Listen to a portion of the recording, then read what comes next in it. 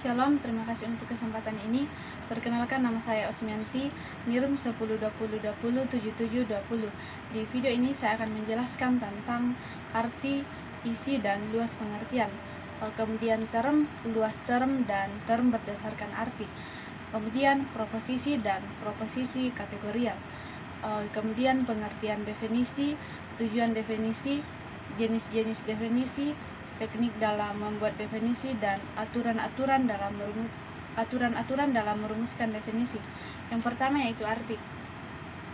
Arti di dalam Kamus Besar Bahasa Indonesia adalah gambaran atau pengetahuan tentang sesuatu di dalam pikiran atau pemahaman.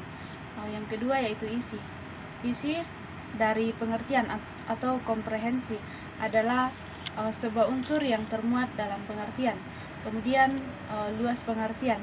Luas pengertian adalah barang-barang atau lingkungan realitas yang ditunjuk dengan pengertian atau kata tertentu.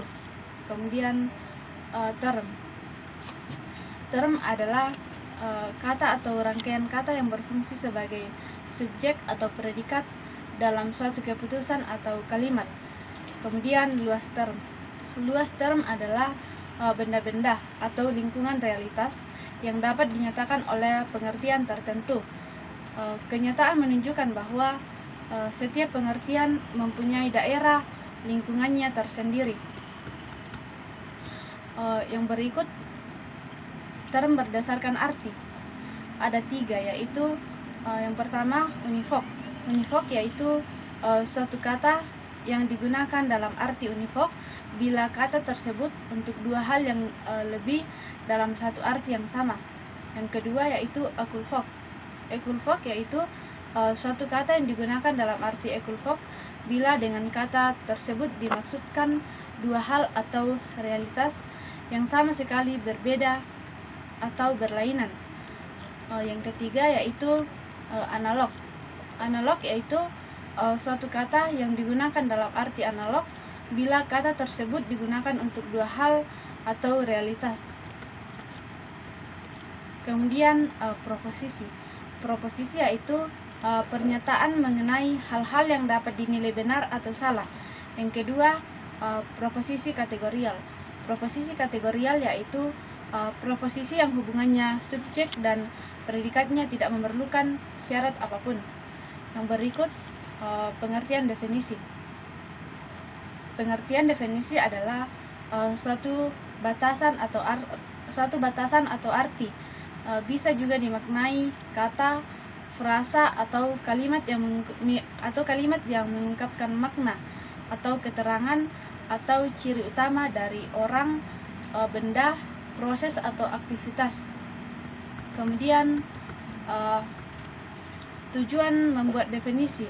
Tujuan dalam membuat definisi adalah untuk memberi batasan atau makna pada sebuah istilah sehingga menghasilkan kesepakatan untuk masyarakat secara global. Yang berikut jenis-jenis definisi.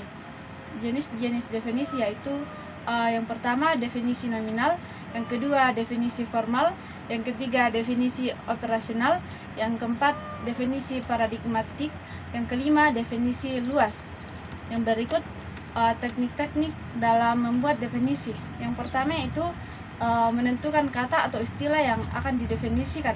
Yang kedua yaitu tentukan unsur pokok atau isi yang ingin disampaikan dalam definisi. Yang ketiga, sampaikan unsur-unsur pokok tersebut dalam bahasa yang ringkas, padat, dan jelas sehingga dapat dengan mudah dipahami oleh masyarakat. Yang berikut aturan-aturan dalam membuat definisi. Yang pertama, definisi harus dapat dibolak-balik. Yang kedua, definisi tidak boleh berbentuk negatif. Yang ketiga, definisi tidak boleh menyebutkan atau membuat konsep yang didefinisikan. Yang keempat, definisi tidak boleh menggunakan kata atau kiasan atau arti bias atau ganda. Sekian penjelasan dari saya. Sekian dan terima kasih. Tuhan Yesus memberkati.